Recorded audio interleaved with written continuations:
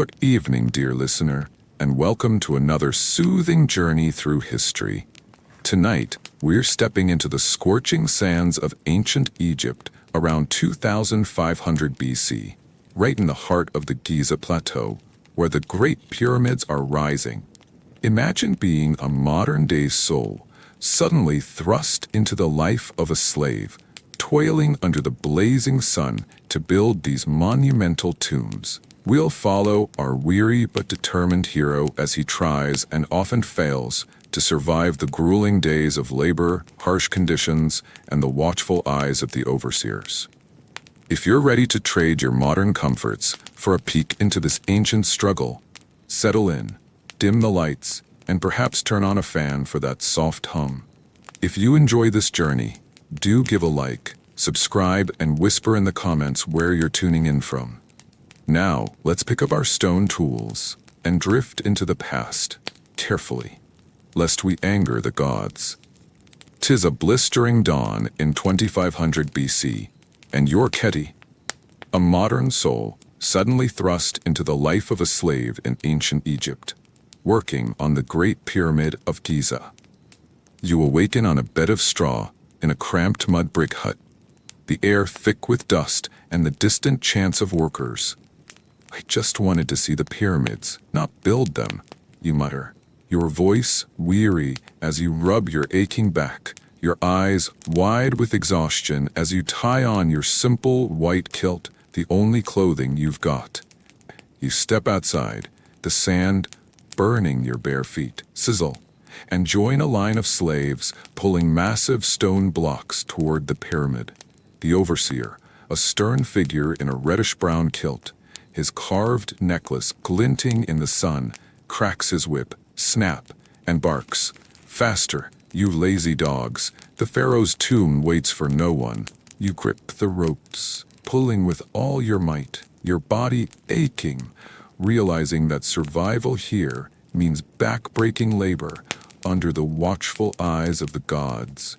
And the overseer's whip. The sun climbs higher, and you're hauling a massive limestone block, your hands blistered, your back screaming in pain. This stone weighs more than my entire house, you groan, your eyes wide, mouth open in exhaustion, as you pull the ropes alongside a carved ox, its reddish-brown hide glistening with sweat.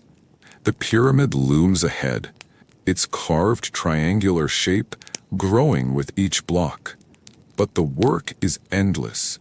Day after day, you drag stones under the blazing sun.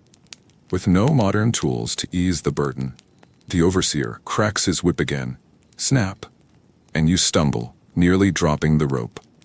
Faster, or you'll feel the lash, he shouts, his carved face stern, eyes narrowed.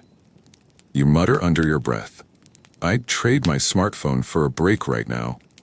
But there's no rest for a slave in ancient Egypt. Survival means enduring this grueling labor, day in and day out, with no hope of escape.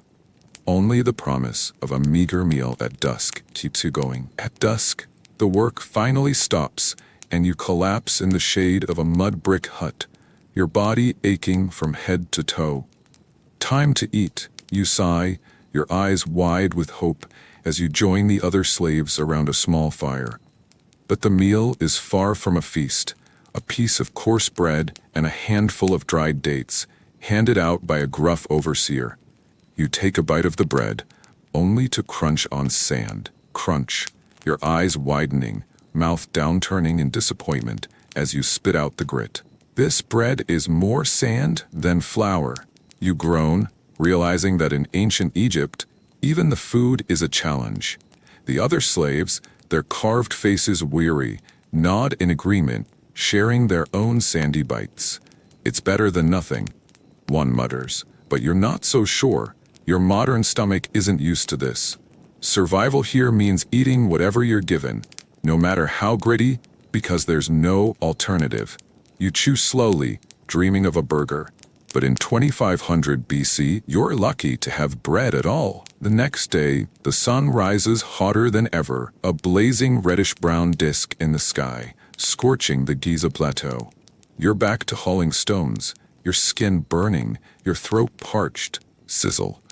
"I'd give anything for a bottle of water," you mutter, your eyes wide, mouth open in pain, as you wipe sweat with a trembling hand, the carved beads of sweat glistening in the sun. But there's no bottled water in ancient Egypt, just a shared clay jar of Nile water, warm and muddy. Passed around every few hours, the overseer shows no mercy, his carved whip cracking, snap, as he shouts, "Work, or the gods will curse you." You pull harder, but the heat is unbearable, and you're dizzy, your modern body unaccustomed to this relentless sun. Other slaves, their carved faces etched with exhaustion, work on, their bodies hardened by years of labor. But you're struggling to survive each scorching day, realizing that heat exhaustion is a constant threat in this ancient world. You're slowing down, your arms trembling as you pull a stone block, and the overseer notices. "You there, faster," he barks, his carved face stern, eyes narrowed as he raises his whip. You try to speed up, but exhaustion takes over, and you stumble. Thud. The block shifts, and the overseer's patience snaps. Snap. The whip lashes across your back, a carved snap line marking the strike, and you cry out, your eyes wide, mouth open in terror. "I'm trying, I swear." The other slaves, their carved faces filled with fear, keep working, heads down. They know better than to protest. You realize that in ancient Egypt, slaves have no rights, no voice. Disobedience, even accidental, means punishment. Survival here means enduring the overseer's wrath, no matter how unfair, because there's no escape from this life of servitude. You grit your teeth, pulling harder, vowing to be more careful. But the sting of the whip lingers as a painful reminder of your place. After another grueling day, you sit around the fire with the other slaves, your body aching, but your spirit lifted by a small act of kindness. "Here, take some," you say, your eyes wide, mouth slightly smiling, as you break your sandy bread in half, sharing it with a fellow slave named Amun. He nods gratefully, his carved face mirroring your hope, and you both eat in silence. The carved fire, glowing between you, casting warmth on your weary bones. In this harsh world, survival isn't just about enduring labor. It's about the bonds you form with others who share your struggle. The slaves around you, their carved faces softened by the firelight, begin to hum a quiet chant, a song to honor the gods and lift their spirits. You join in, your voice shaky but earnest, realizing that these moments of camaraderie, however small, are what keep you going in a life of endless toil. The overseer grants a rare break. You're allowed to bathe in the Nile, a brief respite from the endless labor. You wade into the cool water, the carved wave patterns lapping at your legs, and wash your face, your eyes wide, mouth slightly smiling with relief as the grime of the day washes away. Splash. "This is the best day I've had in weeks," you sigh, savoring the moment. The Nile's gift, a small mercy in a harsh life. Other slaves, their carved faces mirroring your relief. Bathe nearby, their laughter echoing softly across the water. But in the distance, a carved crocodile lurks, its reddish-brown scales glinting ominously. Gulp. You freeze, realizing that even this moment of peace comes with danger. Survival in ancient Egypt means seizing these rare respites, but always staying vigilant. The Nile may give life, but it can also take it away. A sandstorm sweeps across the Giza plateau, the carved swirling lines of reddish-brown sand blinding you as you struggle to pull a stone block. Whoosh! You shield your face with a trembling hand, your eyes wide, mouth open in struggle as the sand stings your skin, your kilt flapping in the wind. "I can't see a thing," you shout, your voice lost in the howl of the storm. But the overseer's whip cracks, snap, and you have no choice but to keep going. The other slaves, their carved faces etched with determination, huddle together, their bodies bent against the wind. You realize that survival here means enduring nature's wrath. Sandstorms, heat, and floods are all part of life in ancient Egypt, and as a slave, you have no shelter, no respite. You grit your teeth, pulling harder, knowing that stopping means punishment, and survival means weathering the storm, no matter how fierce. Exhausted and fed up, you decide to risk a small act of rebellion. You grab a chisel and carve a cartoonish face of the overseer on a stone block, complete with an exaggerated frown and a big nose. "Take that," you mutter, your eyes wide, mouth set in a defiant line, as you step back to admire your work. A small smirk forming. The other slaves, their carved faces filled with fear, whisper nervously, "He'll see it. You'll get us all whipped." Sure enough, the overseer approaches, his carved face twisted with anger as he spots your artwork. Snap! His whip cracks, and you're dragged off for punishment. Realizing that in ancient Egypt, rebellion, even a small one, comes at a steep price. Survival means keeping your head down, because any act of defiance could cost you dearly, or worse, your life. As punishment for your carving, the overseer assigns you extra labor, carrying stone blocks from the quarry to the pyramid site, alone, under the blazing sun. "You'll learn your place, slave," he snarls, his carved whip raised, eyes narrowed. You stagger under the weight, your eyes wide, mouth downturned in exhaustion, as you carry the blocks, your body screaming in protest. Thud, thud. The other slaves, their carved faces weary, watch with sympathy, but no one dares help. You're on your own. Survival in ancient Egypt means enduring these punishments, no matter how harsh, because disobedience isn't tolerated. You realize that as a slave, your life is at the mercy of the overseer's whims, and your modern ideas of fairness have no place here. You vow to keep your head down from now on, focusing on survival, one heavy stone at a time. The festival of Osiris arrives, a rare day of celebration. And the overseer grants the slaves a day of rest to honor the god of the afterlife.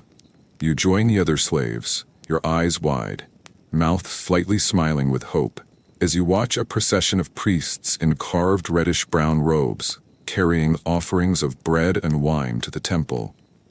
"Maybe the gods will smile on us," you whisper, your carved face glowing with a flicker of hope, as you hum along with the other slaves, their voices rising in a carved chant to Osiris. For one day, you're not a slave, you're part of something greater, a community bound by faith and tradition. Survival in ancient Egypt isn't just about enduring hardship. It's about finding hope in these rare moments of joy, clinging to the belief that the gods might one day reward your toil. You close your eyes, dreaming of freedom as the festival's chants lull you into a peaceful rest. Night falls, and you return to your straw bed in the mud brick hut, your body aching, but your spirit lifted by the festival. You lie down, your eyes closed, mouth in a slight smile, as carved ZZZ lines float above your head, drifting into a deep sleep. The day's been a grueling journey, the labor, the heat, the punishment, the storm, but you've survived, thanks to the small kindnesses of your fellow slaves and the hope of better days. The other slaves sleep nearby, their carved faces peaceful in the glow of the fire, a reminder that you're not alone in this struggle. You dream of your modern life, where labor is a choice, not a sentence. realizing that survival in ancient Egypt means enduring, adapting, and finding strength in the smallest victories. As you sleep, the sounds of the Nile, gentle lapping water, distant crickets, lull you deeper. A modern soul in an ancient world, safe at last in the arms of dreams. And so, a day in the life of a slave in ancient Egypt comes to a close, leaving behind a tale of labor, survival, and a few fleeting moments of hope in a world ruled by gods and pharaohs. If you're still awake, I hope you've enjoyed this ancient journey. If you're drifting off, let the Nile's gentle flow carry you to dreamland. Thanks for joining me on this historical voyage. Like, subscribe, and comment with your thoughts or what historical tale you'd like to hear next. Until then, sleep well, and may your dreams be as enduring as Kedis, minus the stone blocks. Good evening, dear listener, and welcome to another soothing journey through history. Tonight, we're stepping into the shadowy, plague-ridden streets of Venice in 1348, right in the heart of the Black Death.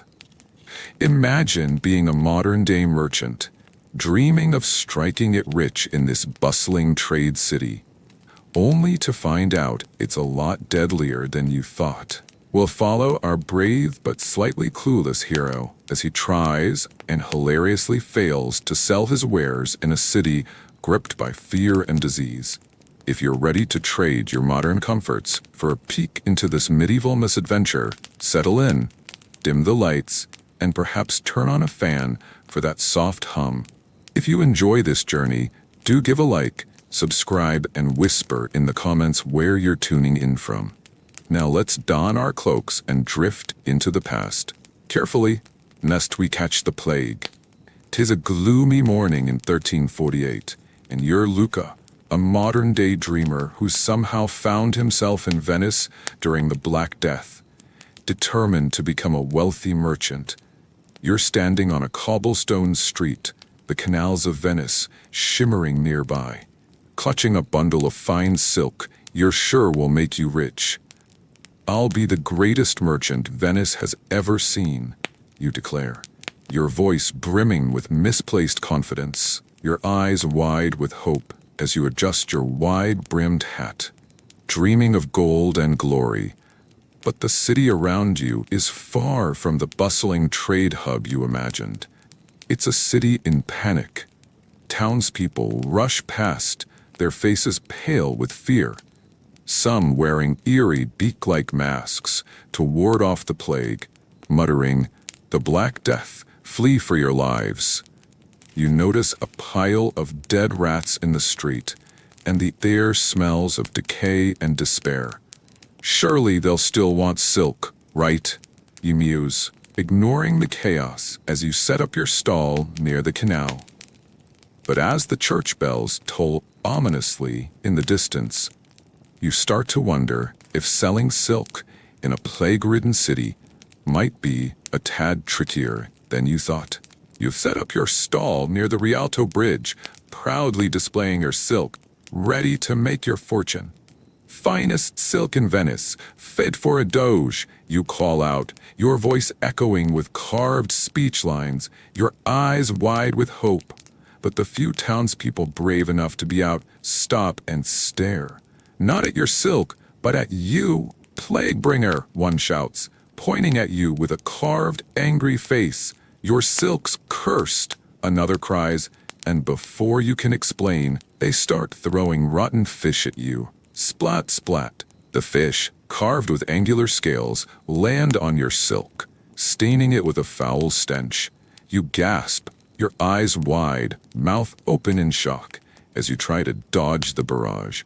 "My silk, it's clean, I swear." But the townspeople aren't taking any chances. They've seen too many die from the plague, and they blame merchants like you for spreading it with their goods.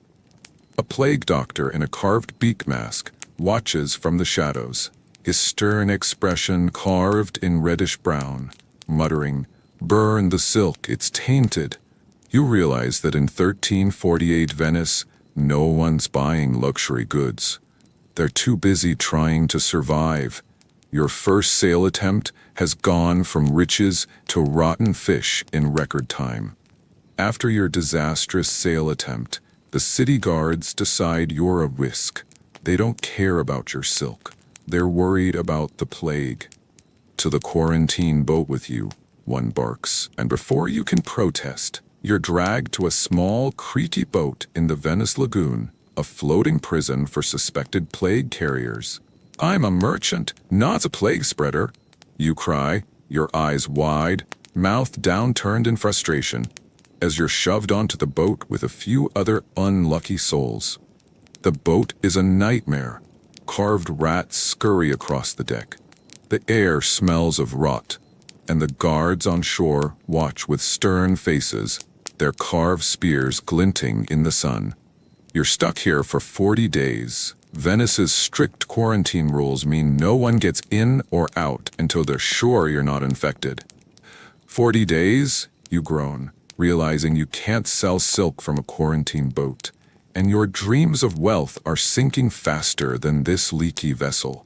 In 1348 Venice, trade takes a back seat to survival, and you're learning that the hard way. After 40 days, you're finally released from the quarantine boat. No plague symptoms, but also no sales.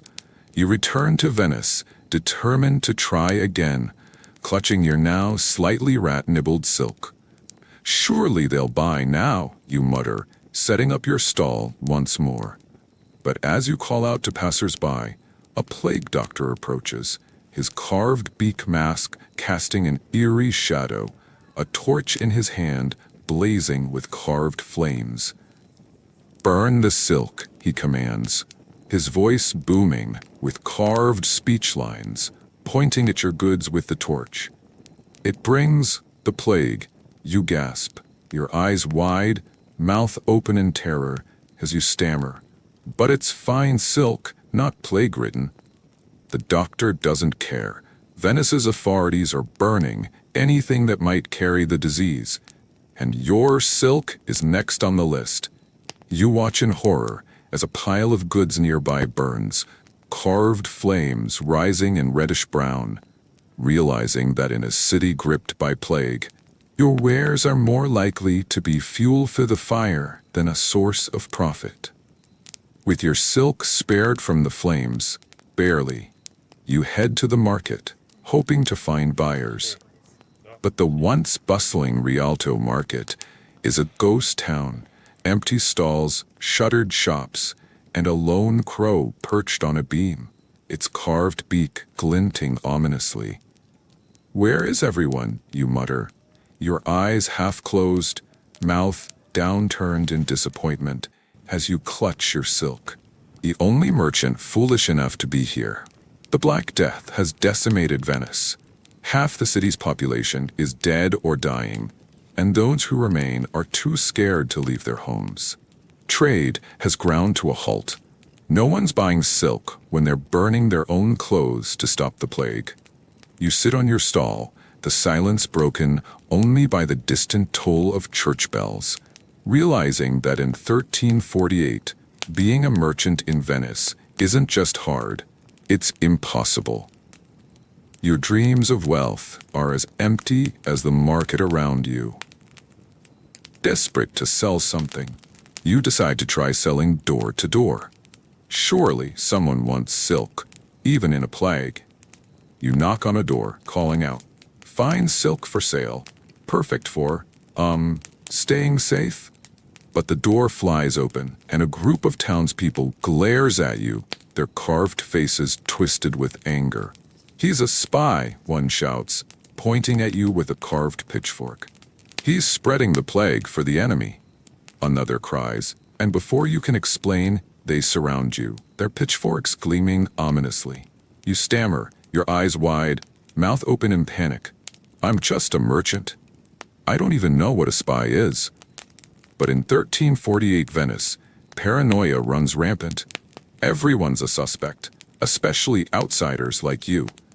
A Venetian guard steps forward, his carved spear pointed at your chest. "To the dungeon with you." You're dragged away, realizing that being a merchant in a city gripped by fear means you're more likely to be accused of treason than to make a sale. Your silk remains unsold, and your freedom is now at stake. Locked in a dank dungeon beneath the Doge's palace, you're starting to think your merchant dreams were a terrible idea. "I just wanted to sell silk," you mutter, your eyes wide, mouth downturned, as you sit on the cold stone floor, surrounded by carved rats.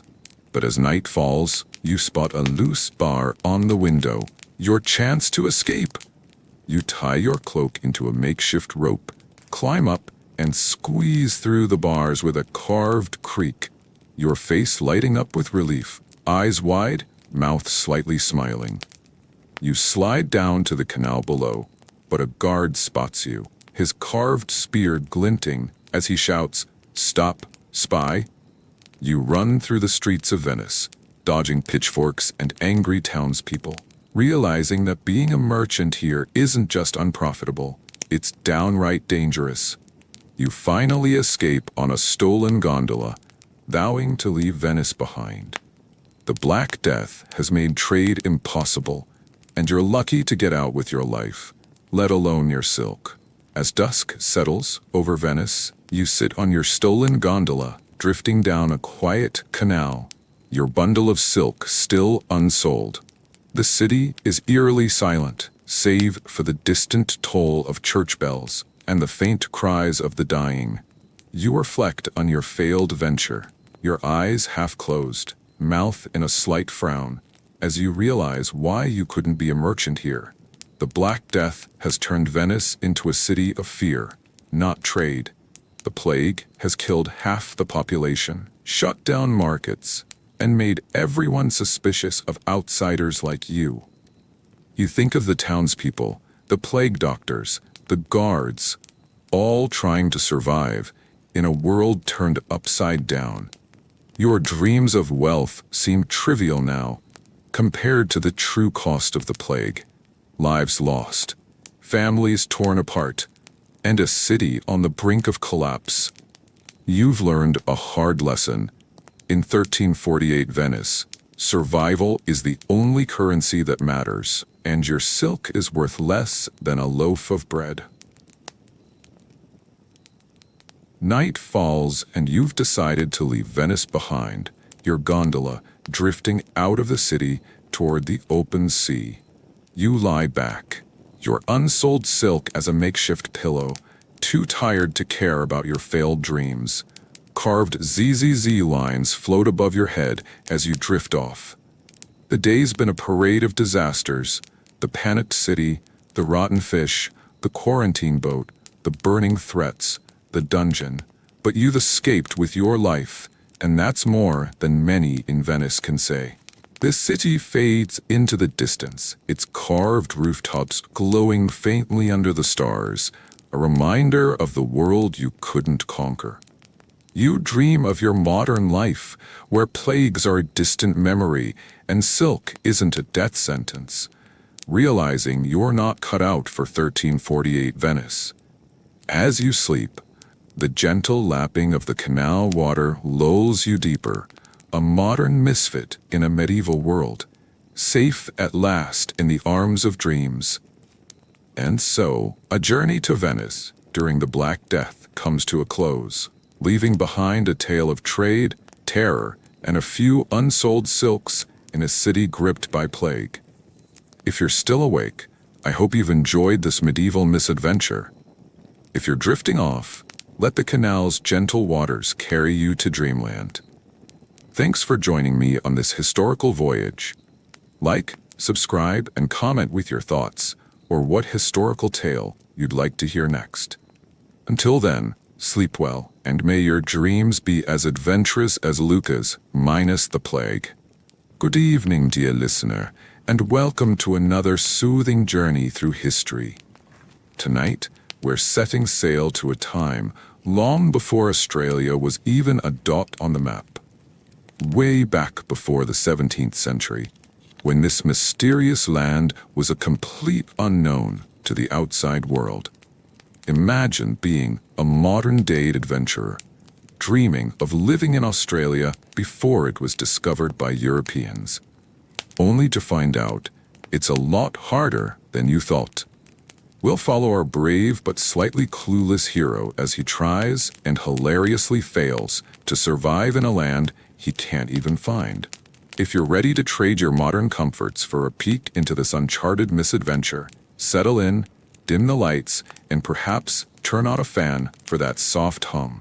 If you enjoy this journey, do give a like, subscribe, and whisper in the comments where you're tuning in from. Now, let's hoist the sails and drift into the past, carefully, lest we get lost at sea. 'Tis a foggy morning in 1550, and you're Captain Bartholomew, a modern-day dreamer who somehow found himself in the 16th century, determined to live in Australia, except, well, no one knows where it is yet. You're standing at the helm of a rickety wooden ship, the SS Hopeful, clutching a parchment map that doesn't even show Australia. It's just a big blank spot labeled Unknown Lands, with a little carving of a sea monster for good measure. I'll be the first to live in Australia, you declare, your voice brimming with misplaced confidence, your eyes wide with determination as you gaze at the horizon. Your crew, a handful of scruffy sailors who think you're mad, shakes their heads as you set sail from a European port. "Captain, where are we going?" one asks, scratching his beard. "Australia, of course," you reply, pointing at the blank spot on the map. "It's got kangaroos, beaches, and sunshine. I read about it in a dream." The sailors exchange confused looks. Dreams of such lands are unheard of in 1550. And one mutters, "He's lost his wits, but at least the pay's good." You ignore them, gripping the ship's wheel, ready to sail to a land you can't possibly find. But as the ship creaks and the waves grow taller, you start to wonder if this journey might be a tad trickier than you thought. Days turn into weeks on the open sea, and you're starting to realize why Australia hasn't been discovered yet. It's really hard to find. Your map is useless, just a big blank space with a carving of a sea monster that's starting to look a bit too real. "It's got to be around here somewhere," you insist, squinting at the horizon, your feathered hat drooping in the salty air. But the ocean stretches endlessly, and your ship creaks ominously with every wave. Creak, creak. A storm rolls in, and your parchment map flaps wildly in the wind, threatening to tear apart, leaving you drenched and muttering, "Well, I guess I won't need a map if I never find land." The sailors are losing patience, and one points at a shadowy shape in the water, a sea monster, just like on your map. "Captain, we're doomed," he cries. But you wave him off. "Nonsense. It's probably just a very big fish." The fish circles closer, revealing sharp, carved teeth. Gulp. Your eyes widen in panic, mouth opening in a silent scream as you shout, "Row faster, men! I didn't sign up to be fish food." The sailors row like their lives depend on it, which they do, while you cling to the mast, realizing that without maps, compasses, or even a clue where Australia is, this journey is more doomed than your map. Getting there is the first impossible hurdle, and you haven't even faced the land yet. Miraculously, after months at sea, dodging storms, sea monsters, and mutinous grumbles from your crew, you spot land. "Australia at last!" you cheer, your voice cracking from exhaustion as you stumble ashore, your feathered hat now a soggy mess. But the land you found is no paradise. It's a harsh, sun-scorched outback with sand so hot it burns your feet through your boots. Sizzle! Where are the beaches? The kangaroos? You wail, your eyes wide, mouth downturned in dismay, as you fan yourself with your tattered map, only to realize there's no shade in sight. You take a step, and a snake slithers out from a bush, hissing with an angular, carved mouth. Hiss! Nice snake, good snake, you stammer, backing away, but you trip over a rock and land face first in the sand. Thud. As you spit out sand, you notice aboriginal figures in the distance, watching you with serene curiosity, their bodies painted with ochre, perfectly at home in this harsh land. They've lived here for tens of thousands of years, thriving through hunting, gathering, and deep knowledge of the land. But you're a fish out of water, literally. Without their skills, their culture, or even a clue how to find water, you're already realizing survival here might be a tad trickier than you thought. The sun climbs higher, and you're desperate for water. Your canteen's empty, and there's not a river in sight. Australia's supposed to have water, right? You mutter, your throat drier than the sand around you. You start digging with a stick, hoping for an underground spring. Dig, dig. Your face twists in desperation, eyes wide, mouth open with hope.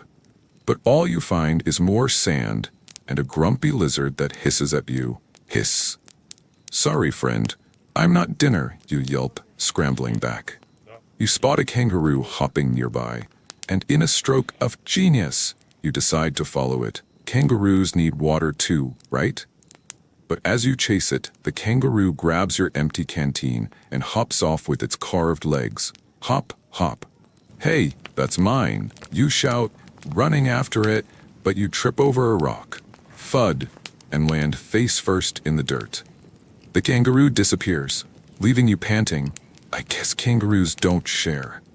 Without knowledge of the land's hidden water sources, like the Aboriginal people have, you're stuck, thirsty, and realizing hydration in this uncharted land is a survival skill you simply don't have. Your stomach growls louder than a sea monster. And you realize food is your next challenge. There are no grocery stores in pre-discovery Australia. You spot a small stream and decide to catch a fish, thinking, how hard can it be? You wade in, carved water lines rising as you try to grab a fish with your bare hands. Splash! But the fish slips away, and you lose your balance, falling face first into the water. Splash! I'm not a fish, you sputter, emerging soaked, your hat floating away with carved ripples. From the distance, Aboriginal hunters watch with serene curiosity, their bodies painted with ochre, perfectly at home in this harsh land. They've mastered hunting here, tracking kangaroos, fishing with nets, gathering bush tucker like yams and berries. But you don't even know what's edible. You try to eat a random plant, but it's bitter, and you spit it out. Patooey. I'd starve before I figure this out, you groan, realizing survival here requires knowledge you don't have. How to hunt, what to eat, and how to avoid poisonous critters. Your modern diet of pizza and coffee won't cut it in this untamed land. As if thirst and hunger weren't enough, Australia's wildlife decides to give you a proper welcome. You're wandering the outback, looking for shade, when a snake slithers out from a bush, hissing with an angular carved mouth. Hiss. Nice snake, good snake, you stammer, your eyes wide, mouth open in terror as you back away. Carved slither lines, but you step on a twig, snap, and the snake lunges, chasing you across the sand as you run for your life, screaming, I'm too modern to be snake food. You dodge the snake, only to stumble into a dingo's territory, a wild dog with carved fur and sharp teeth, watching with a carved smirk. The dingo gives chase too, and you're now running from two predators, your hat flying off. Whoosh. Why didn't I bring a survival guide? You wail, diving behind a rock to hide. Australia's wildlife, snakes, dingoes, spiders, is deadly, and without the knowledge Aboriginal people have to coexist with these creatures, you'd be lucky to survive a week. Your modern sneakers and optimism are no match for this untamed wilderness. After escaping the wildlife, you finally encounter a group of Aboriginal people, hoping they'll help you survive. "Good day, friends. Can you help me find food and shelter?" you ask, your voice echoing with carved speech lines.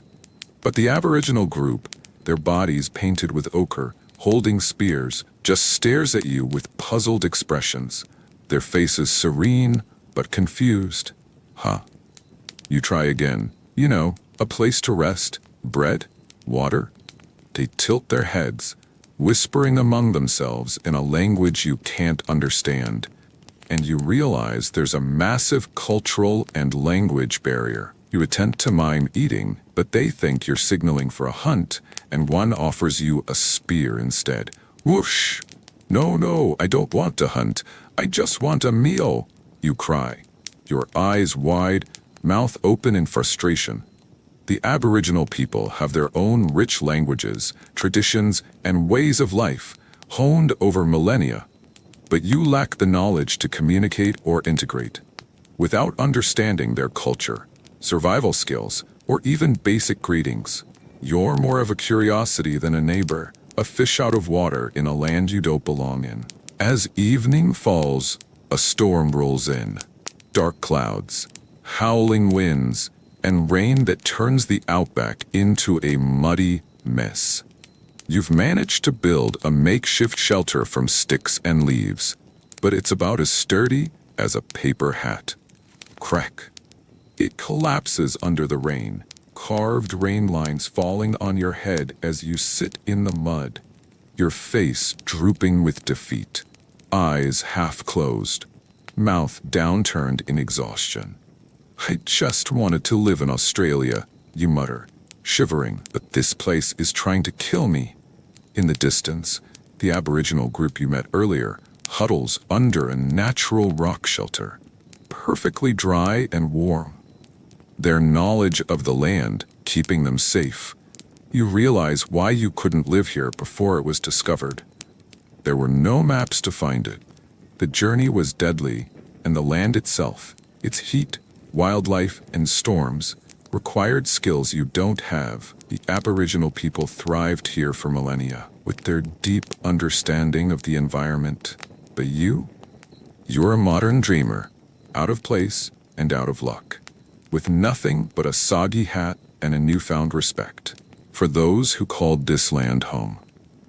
Night falls, and you found a dry spot under a tree, making a bed of leaves that's about as comfortable as a rock.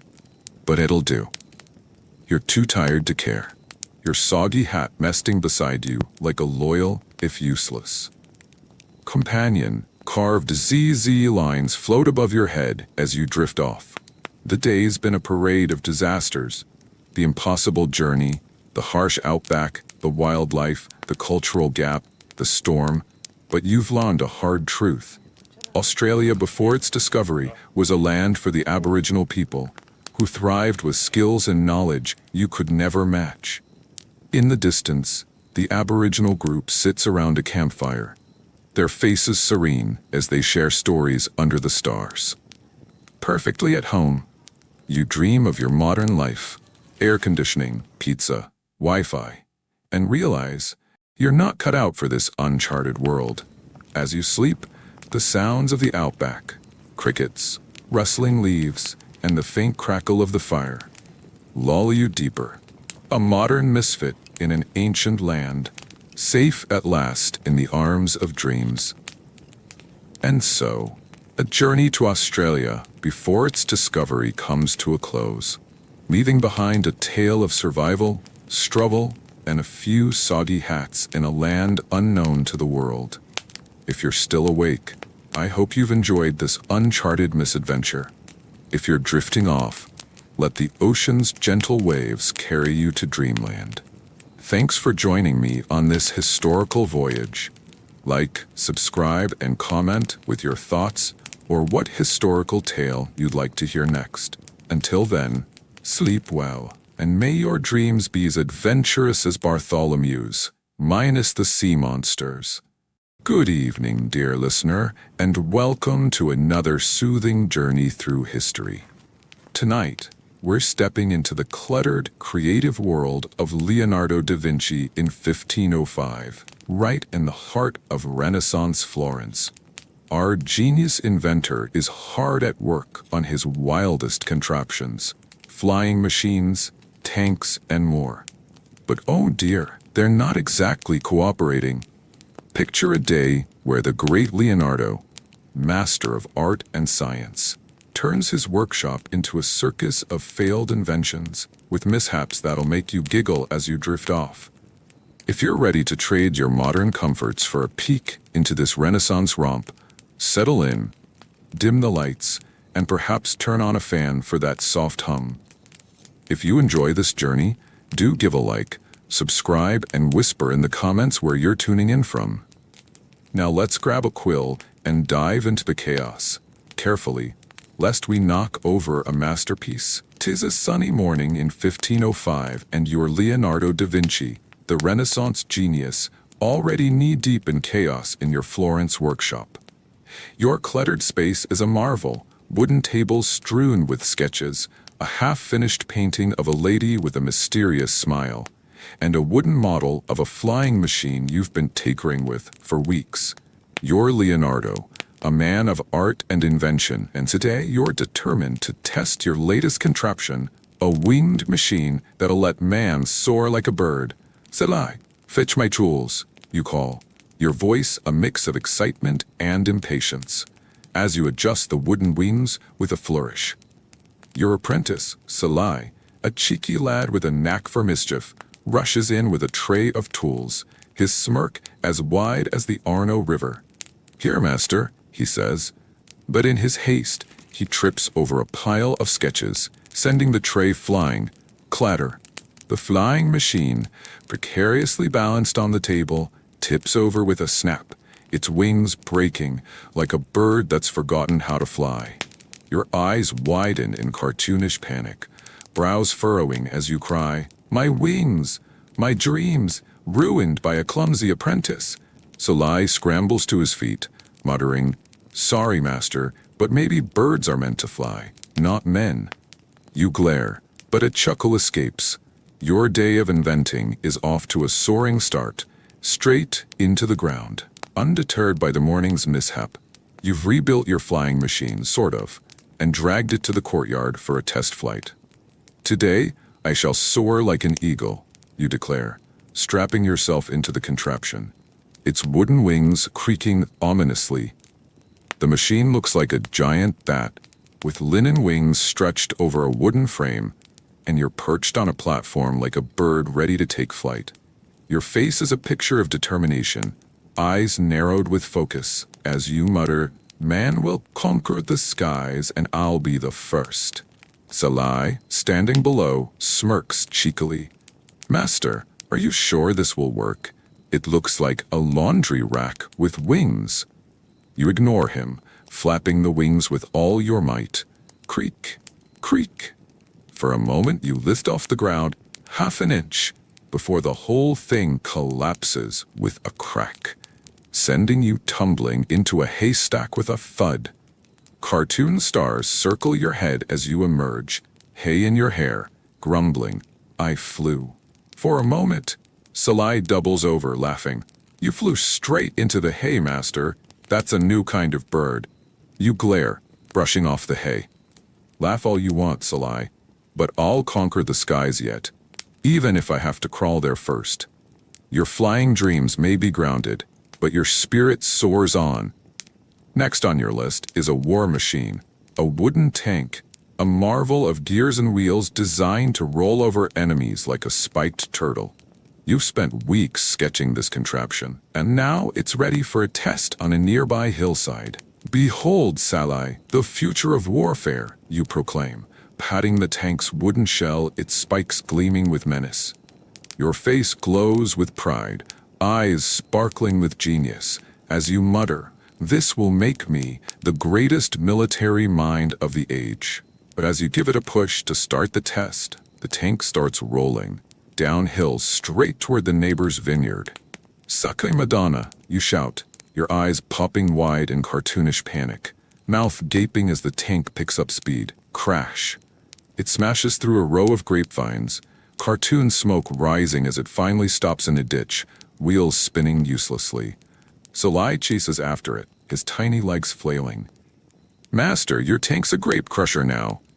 You run down the hill, arms flapping. "My invention, my reputation, ruined by a vineyard." The neighbor, a grumpy old farmer, emerges, shaking his fist. "You owe me for those grapes, Da Vinci." You sigh, muttering, "Perhaps I should stick to painting. These inventions are a battlefield of their own." Back in the workshop, you decide to take a break from inventing and return to your art, specifically a painting you've been working on. A lady with a mysterious smile you call Mona Lisa. "Art will soothe my inventive woes," you muse, picking up a brush with a sigh. But as you dip it in paint, Salai bursts in. "Master, I've brought more paints." His tray is a rainbow of colors, but in his excitement, he bumps into you. Splash! A pot of green paint spills right onto the Mona Lisa, splattering her serene face with cartoonish green splotches.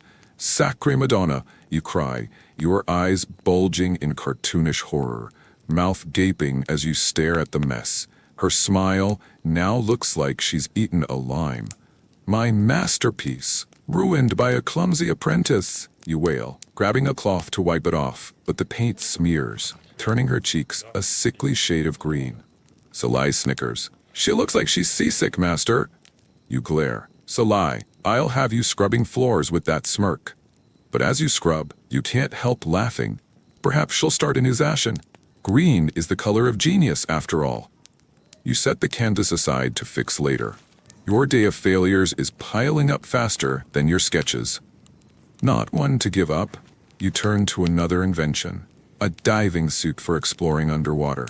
A leather contraption with a helmet and air tubes. "I'll dive into the Arno and uncover its secrets," you declare, strapping on the suit with a determined look, your eyes narrowed with focus. The suit looks like a cross between a fish and a knight's armor, and you waddle to the riverbank, Salai trailing behind with a cheeky smirk. "Master, are you sure this will work? You look like a soggy turtle," he teases. You ignore him, stepping into the water. Splash. But the suit springs a leak, cartoon bubbles rising as water floods in. Drip, drip. "Sacre Madonna, I'm sinking!" you shout, your eyes popping wide in cartoonish panic, arms flailing as you waddle back to shore, water pouring out with a splosh. Salai doubles over, laughing. "Master, you're more fisherman than fish." You emerge, soaked and grumpy, muttering, "I'll stick to sketching the river next time. Diving is for the ducks." You peel off the suit, shaking your head. Another invention bites the dust, or rather, the water.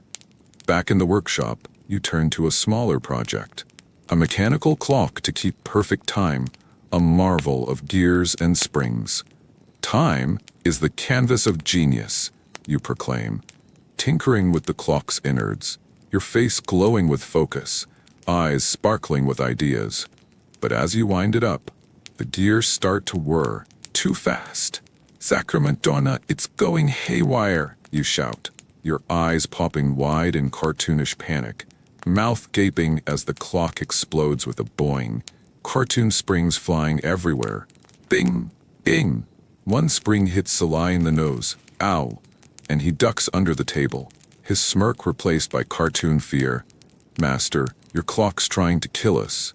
You dodge a gear, muttering, "I wanted to master time, not be mastered by it." The clock's hands spin wildly before stopping, cartoon smoke rising with a puff. You sigh, wiping soot from your face. "Perhaps I'll stick to sundials, they don't fight back." Salai peeks out, giggling. "At least you kept time for about 3 seconds."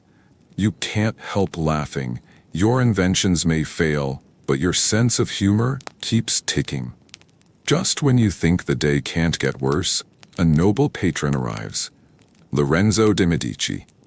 A wealthy supporter, eager to see your latest inventions. "Show me your genius, Leonardo." he demands, his red velvet robe gleaming, his face stern with expectation. You gulp, your eyes widening in cartoonish nervousness. Of course, my lord. You decide to demonstrate a smaller invention, a mechanical lion meant to roar and walk, a gift for the Medici court. You wind up the lion, its wooden body creaking. Behold, a marvel of engineering. But as it starts to move, clank, clank, it lurches forward, then breaks apart with a crack, cartoon smoke rising as its head rolls off and lands at Lorenzo's feet. Sacre Madonna, you cry, your eyes popping wide, mouth gaping in panic. Lorenzo frowns.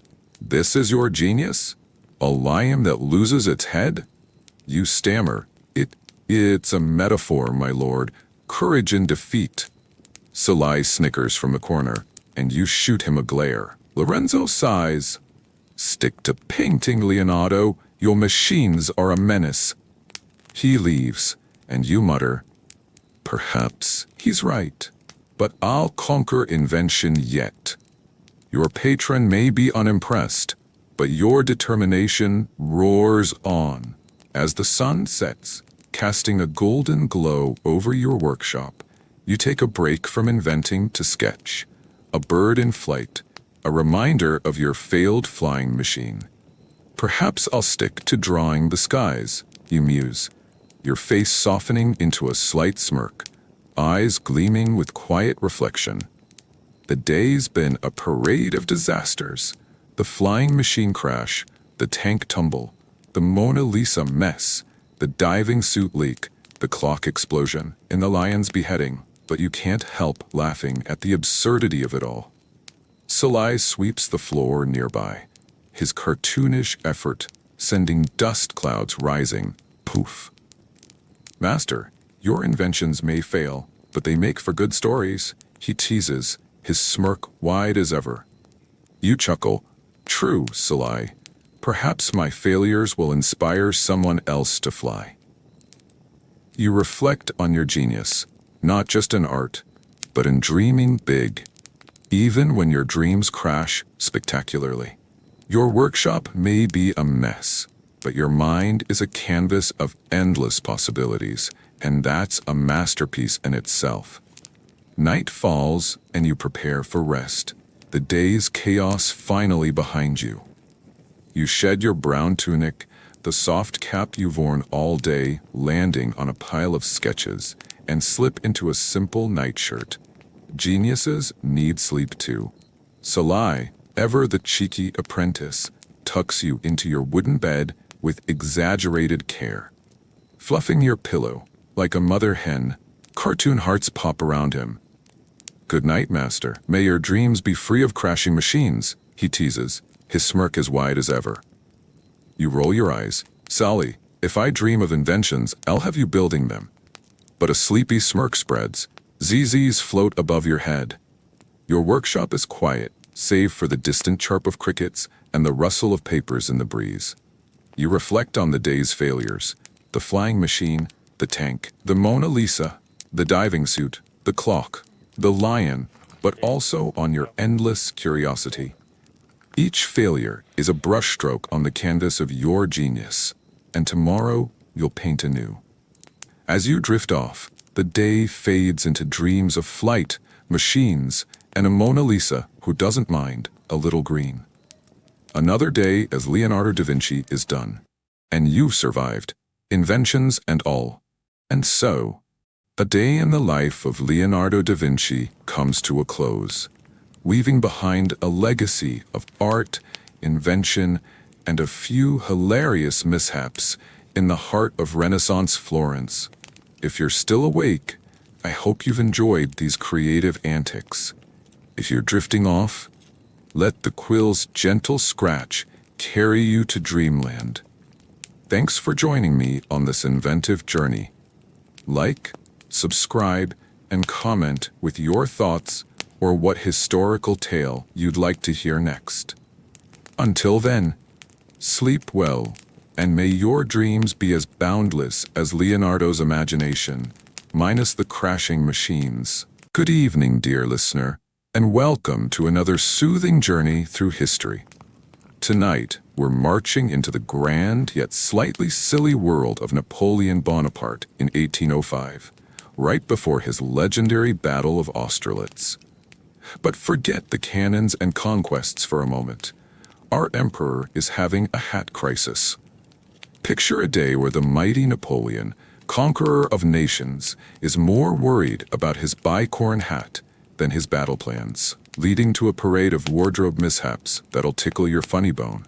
If you're ready to trade your modern comforts for a peek into this imperial caper, settle in, dim the lights, and perhaps turn on a fan for that soft hum. If you enjoy this journey, do give a like, subscribe, and whisper in the comments where you're tuning in from. Now, let's adjust our hats and step into the past, carefully, lest they fall off. 'Tis a crisp morning in 1805, and you're Napoleon Bonaparte, Emperor of the French, pacing in your military tent on the eve of the Battle of Austerlitz.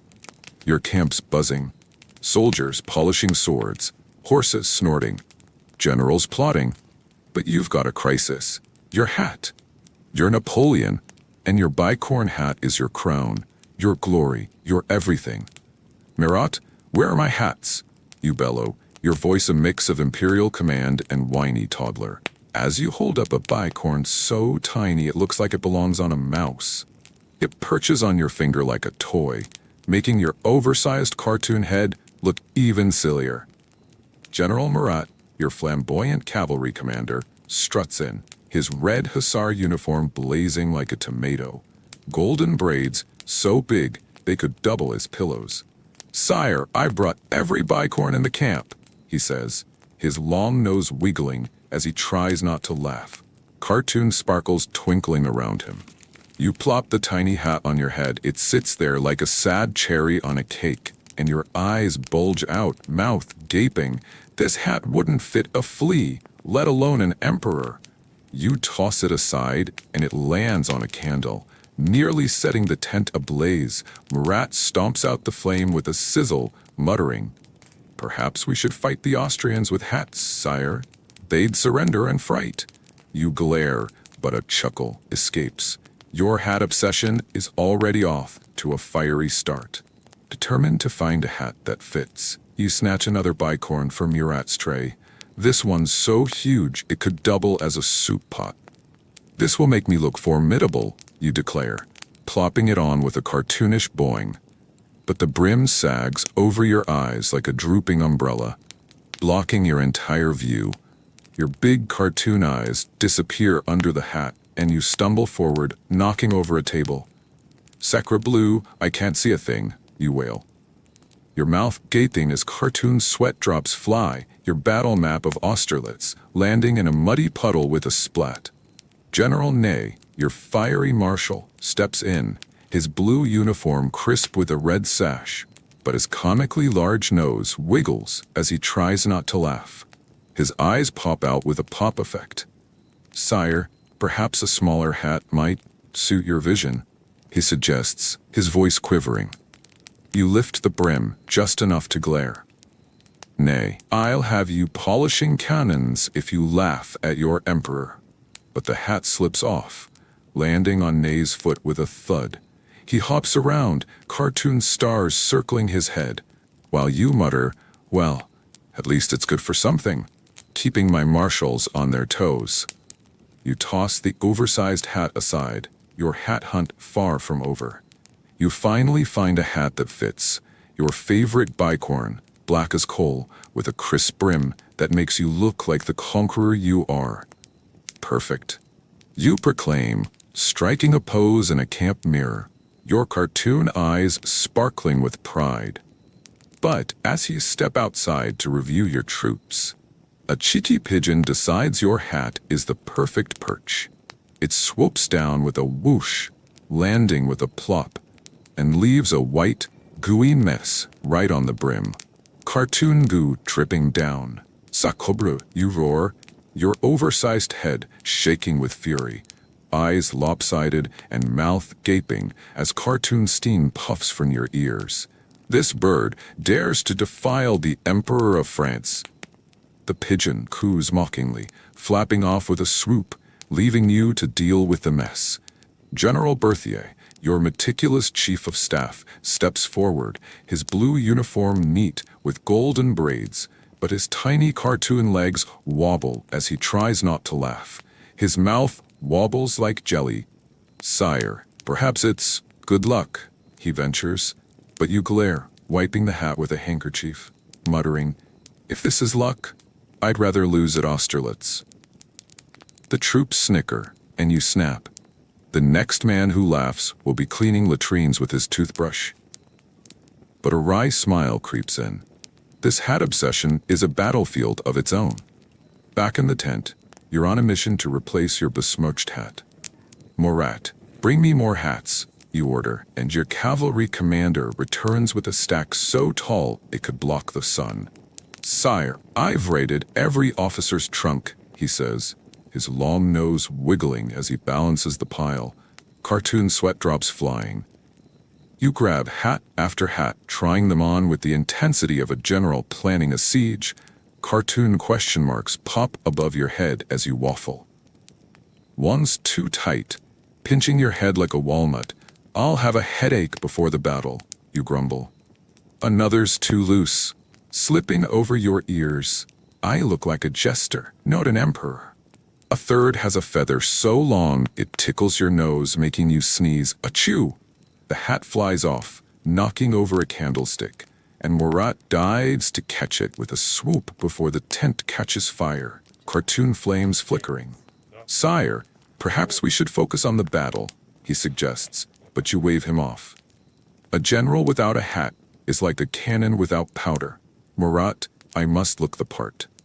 The pile collapses, hats rolling everywhere with a roll effect, leaving Murat chasing them like a man herding cats, while you laugh. A hat parade before a battle, what a way to start the day! With your hat finally in place, muddy but majestic, you stride out to address your troops. The field of Austerlitz stretches before you, a sea of soldiers in blue, their muskets gleaming, the tricolor flag waving like a tipsy banner. You climb onto a platform, your blue coat billowing dramatically, and begin your speech. "Soldiers of France, today we shall."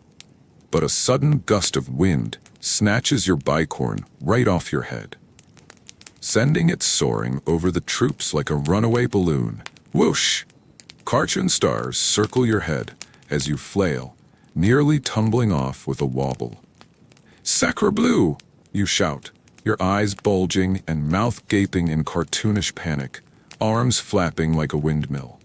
The hat lands in a muddy puddle with a splat, and the soldiers, thousands of them, burst into giggles, their tiny cartoon legs shaking as they double over.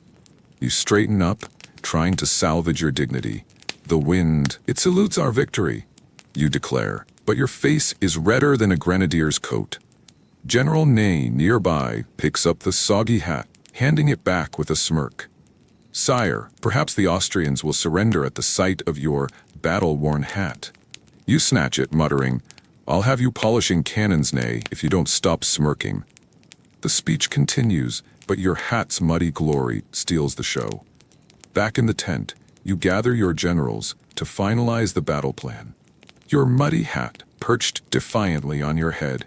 A large map of Austerlitz lies on the table, marked with troop positions in red and blue ink.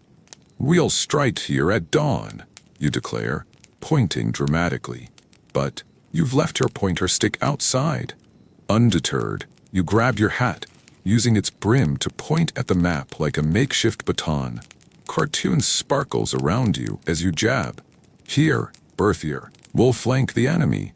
But the hat's brim is sharper than you thought, and with a rip it tears a hole right through the Pratzen Heights, your key position.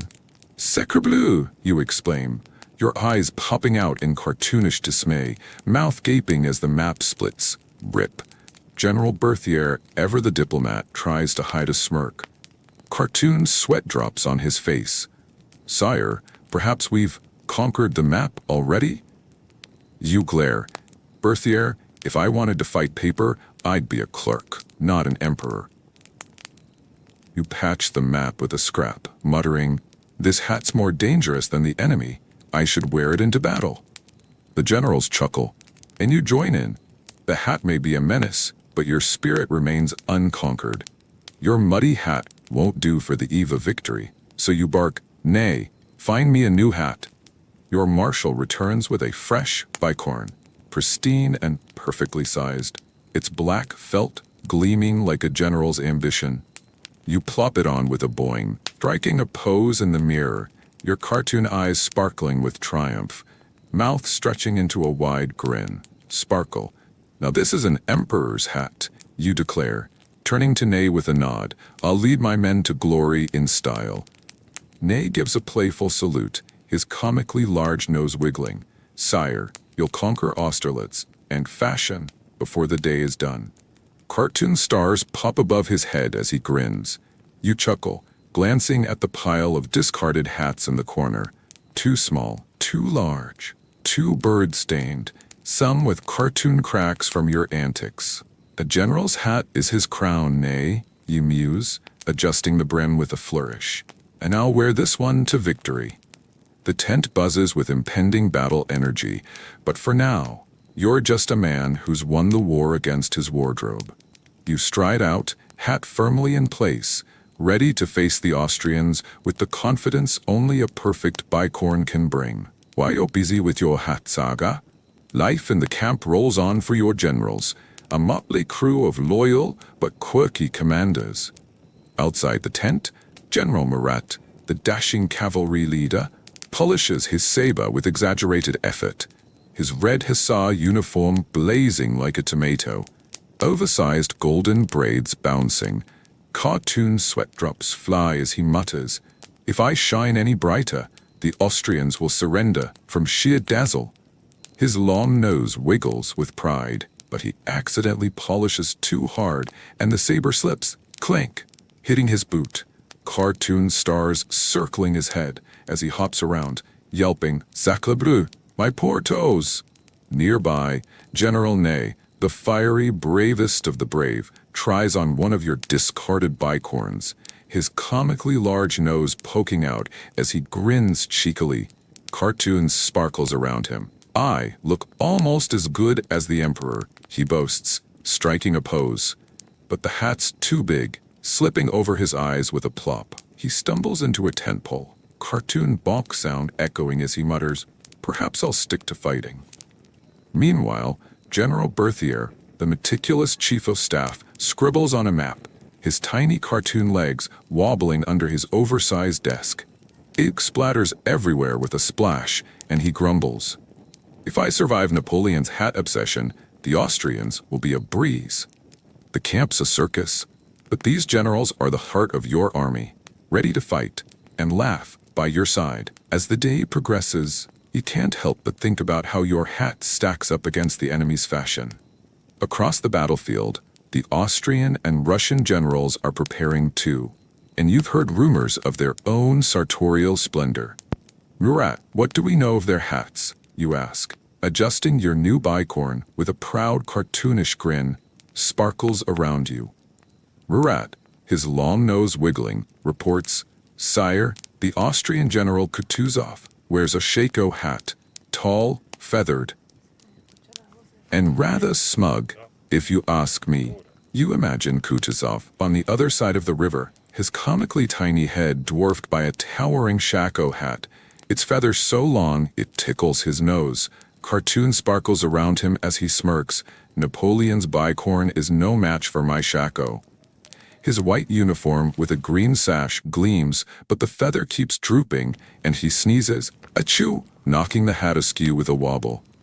Back in your camp, you scoff. A shako? He looks like a peacock with a head cold.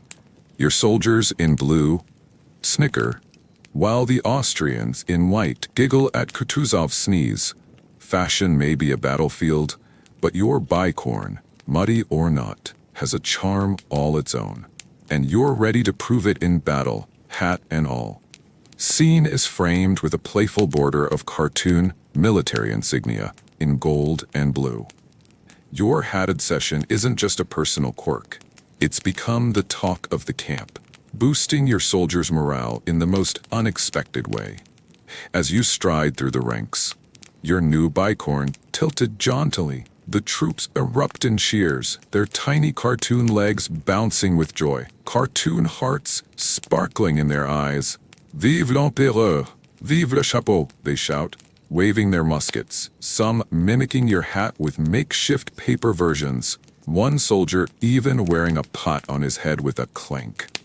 You pause on a hill, your cartoon eyes gleaming with pride, mouth stretching into a wide grin, sparkle.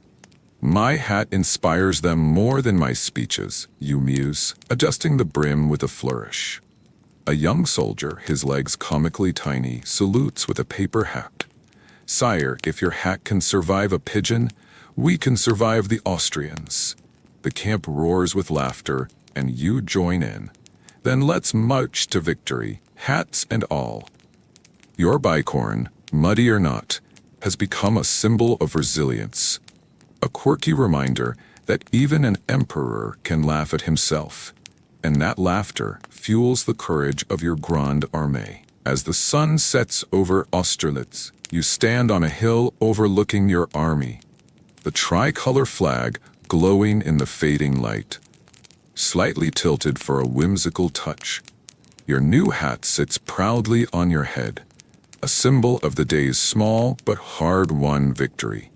Cartoon thought bubbles with hats float above you. You spent hours obsessing over hats. Too small, too large, too bird-stained. But now, with your troops ready and your plans set, you can't help but laugh at the absurdity. Murat, you call to your cavalry commander, who's polishing his saber nearby. Do you think the Austrians will tremble at my hat? Murat, his red uniform blazing, grins playfully, his long nose wiggling, cartoon sparkles around him. Sire, they'll surrender the moment they see your bicorn, though the pigeon may have helped. You chuckle, adjusting your hat with a flourish. A good hat is worth 1,000 cannons, Murat. Never forget that. You reflect on the chaos, the tiny hat, the pigeon's mischief, the wind's betrayal, but also on your army's strength, your general's loyalty, and the empire you've built.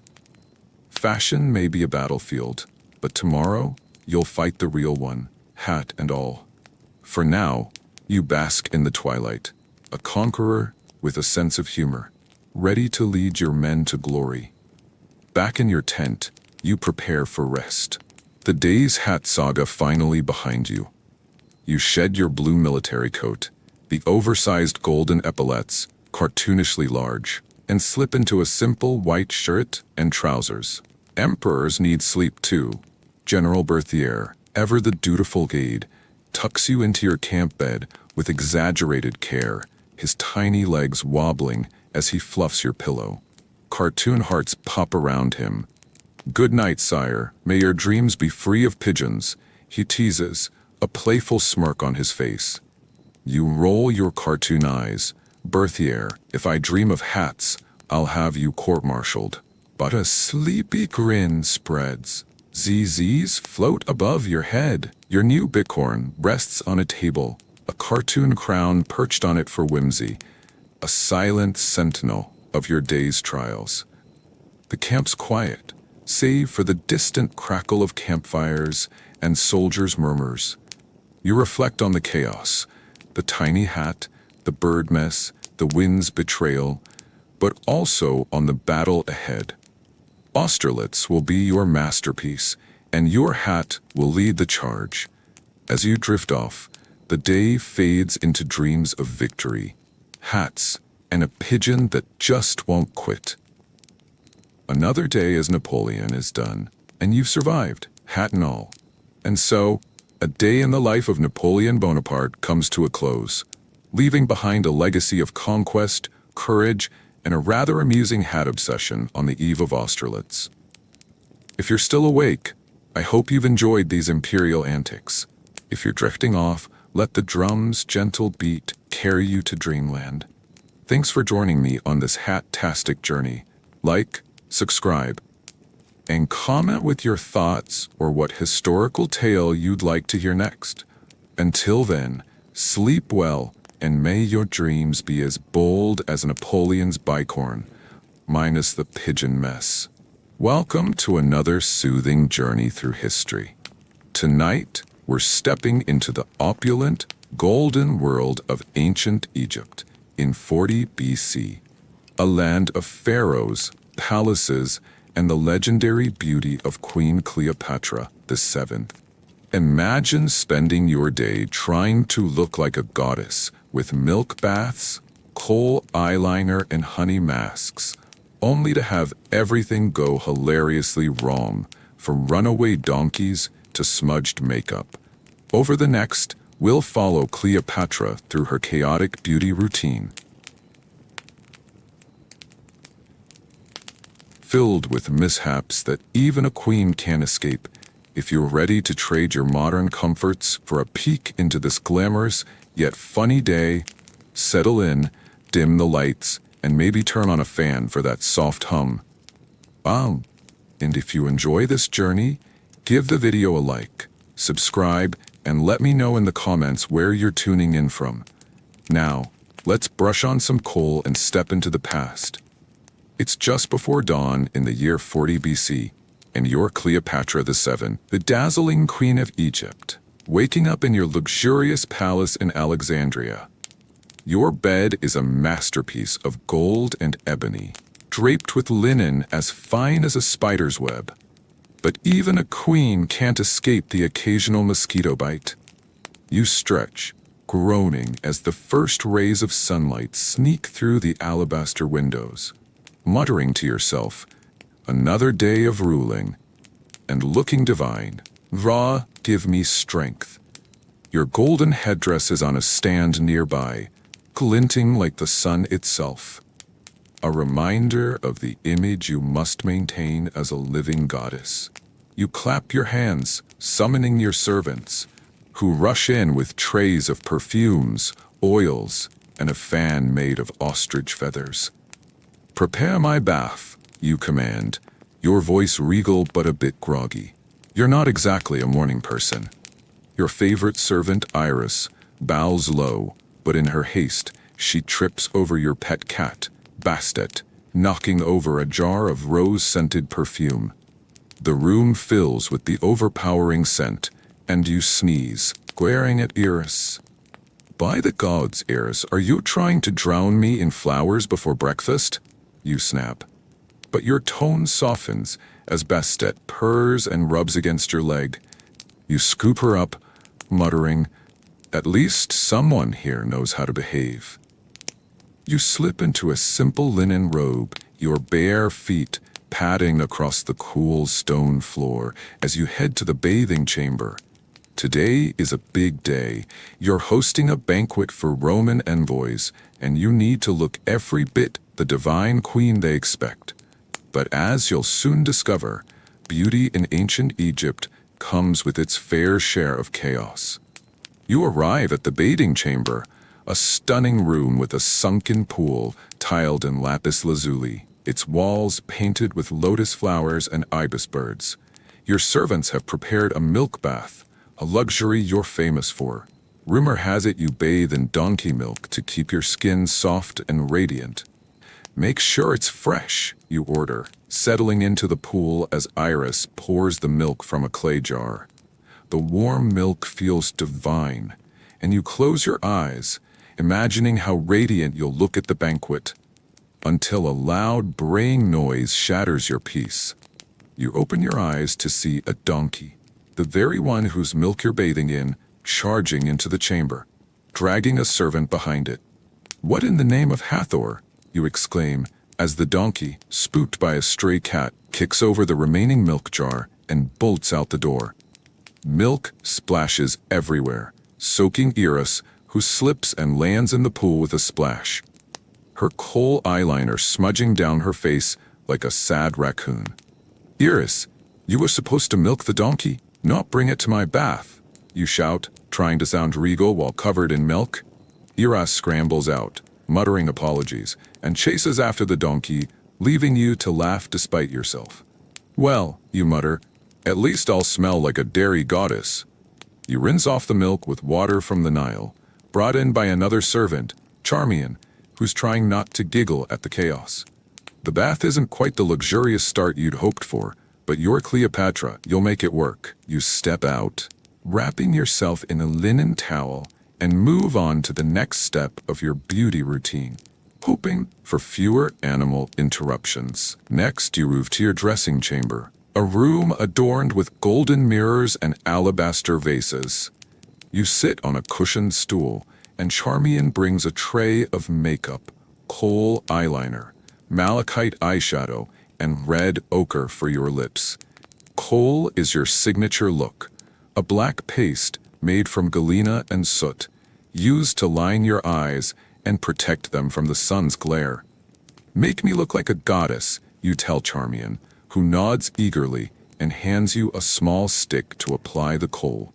You dip the stick into the kohl and carefully draw a line along your upper eyelid, extending it into a dramatic wing, the look that says, "I'm a queen, fear me." But the kohl is thicker than usual, and your hand slips, smudging a black streak across your cheek. "By Isis, this looks like a child's drawing," you exclaim, grabbing a cloth to wipe it off, only to smear it further. Now you look like you've been crying charcoal. Charmian stifles a laugh, and you glare at her. "Are you laughing at your queen, Charmian?" She shakes her head quickly, but her eyes betray her amusement. You try again, but a sudden gust of wind from an open window blows dust into your eye, making you blink at the worst moment. The kohl stick jabs your eyelid, and you yelp, dropping it onto your lap, where it leaves a black streak on your pristine linen robe. "This is a disaster," you groan, tossing the stick aside. Charmian, ever loyal, steps in to fix the mess, carefully reapplying the kohl while you mutter, "If ruling Egypt were as hard as this, I'd have given up long ago." With your kohl finally in place, though one eye looks slightly more dramatic than the other, you move on to a honey mask, a trick you learn to keep your skin glowing. Honey is a luxury in Egypt, prized for its healing properties, and you've ordered a fresh batch from the royal apiary. Iris brings a small jar of golden honey, and you scoop out a generous amount, smearing it across your face. "This will make me shine like Ra himself," you say, closing your eyes as the sticky sweetness settles on your skin. But honey is trickier than it looks. It starts to drip, sliding down your neck and into your hair, tangling in the strands like a golden web. "Iris, it's dripping!" you shout, trying to catch the gooey mess, but your hands are sticky too, and you end up smearing it everywhere. Iris rushes to help, but in her panic, she knocks the jar over, spilling the rest of the honey onto the floor. "By the gods, Iris, now I'm a walking beehive," you exclaim, as a fly buzzes in, attracted by the sweet scent, and lands on your nose. You swat at it, only to smear more honey across your face, and Iris bursts into giggles, earning a glare from you. Charmian brings a wet cloth to clean you up, and you mutter, "If Julius Caesar could see me now, he'd sail back to Rome faster than a Nile crocodile." But you can't help laughing at the absurdity of it all. A queen covered in honey, swatting flies like a commoner. You rinse off the mask, hoping the next step of your routine will go more smoothly. With your face finally clean, though still slightly sticky, you move to the throne room to practice a new dance for the banquet. You've heard the Romans love a good performance, and you want to impress them with your grace and charm. You've chosen a flowing blue robe with golden embroidery, its sleeves long and elegant, perfect for a dance inspired by the movements of the Nile. "I'll be as graceful as a heron," you declare, striking a dramatic pose as Iris and Charmian clap in encouragement. You start the dance, swaying your hips and raising your arms like the river's waves, imagining the Romans' awe at your elegance. But the robe is heavier than you expected, and as you spin, The sleeve catches on your golden bracelet and tears with a loud rip.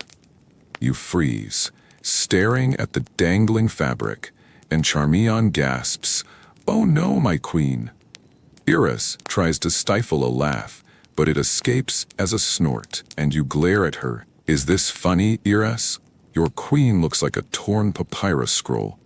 You try to salvage the dance, but the torn sleeve flaps awkwardly, and you trip over your own feet, landing on a cushion with a thud.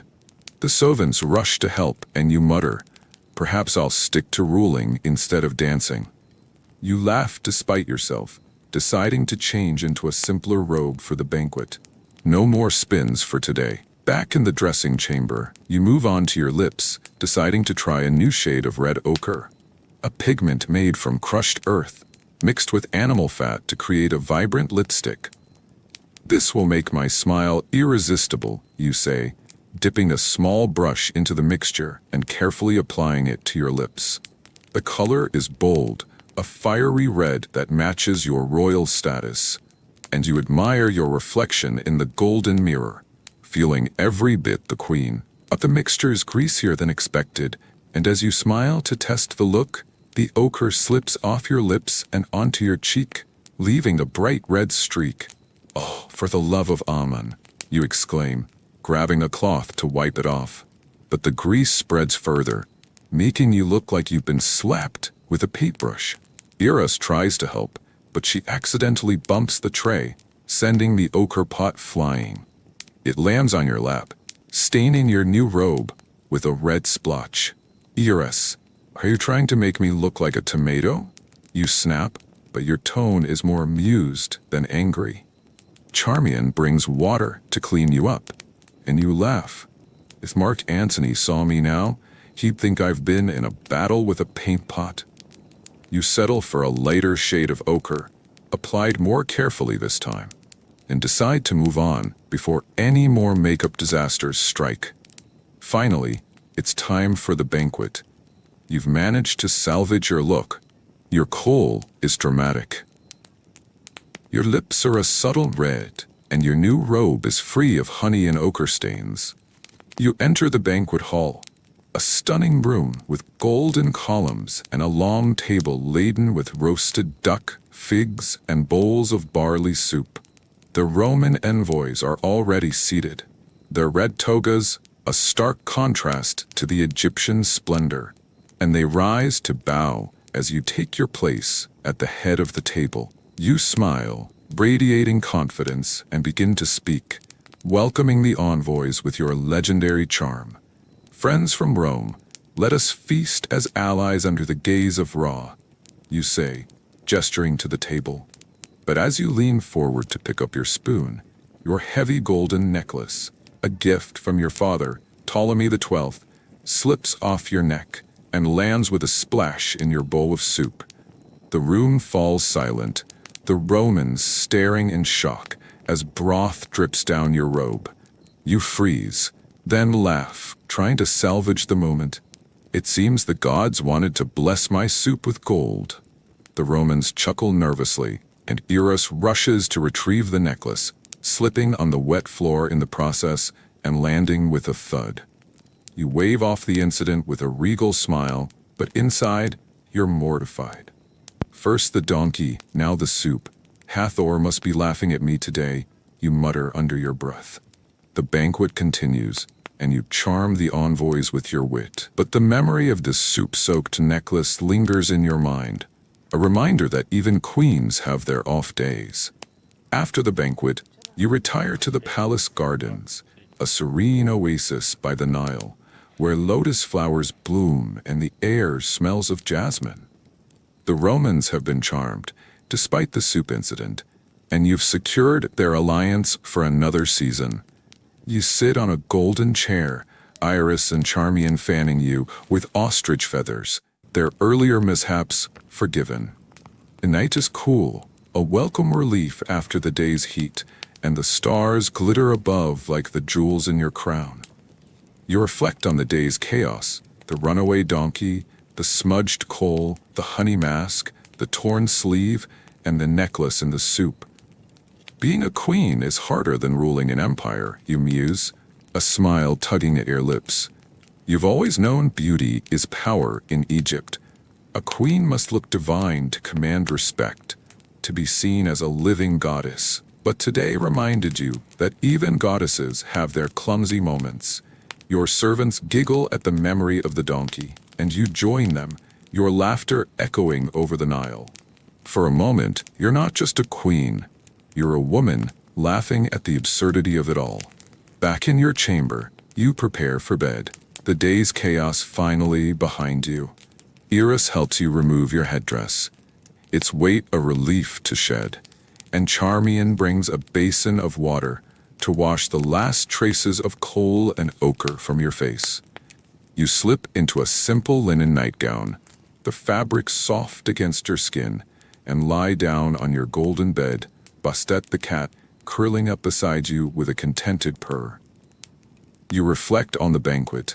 The Raymonds were impressed. Your alliance is secure, and despite the mishaps, you looked every bit the queen they expected. But you can't help chuckling at the memory of the donkey, the honey, and the sip-soaked necklace. Even a goddess has her off days, you murmur to Bastet, who yawns in agreement. The palace is quiet now, except for the distant lapping of the Nile and the soft hum of crickets. As you close your eyes, the day's events fade into the background, replaced by dreams of beauty, power, and the gentle flow of the river. Another day as Cleopatra is done, and you've survived, mishaps and all. And so a day in the life of Cleopatra comes to a close, leaving behind a legacy of beauty, charm, and a few hilarious mishaps in the heart of ancient Egypt. If you're still awake after this 90-minute journey, I hope you've enjoyed these royal antics. If you're drifting off, let the Nile's gentle flow carry you to dreamland. Thanks for joining me. Like, subscribe, and now off to dreamland, and comment with your thoughts, or what historical tale you'd like to hear next. Until then, sleep well, and may your dreams be as golden as Cleopatra's headdress.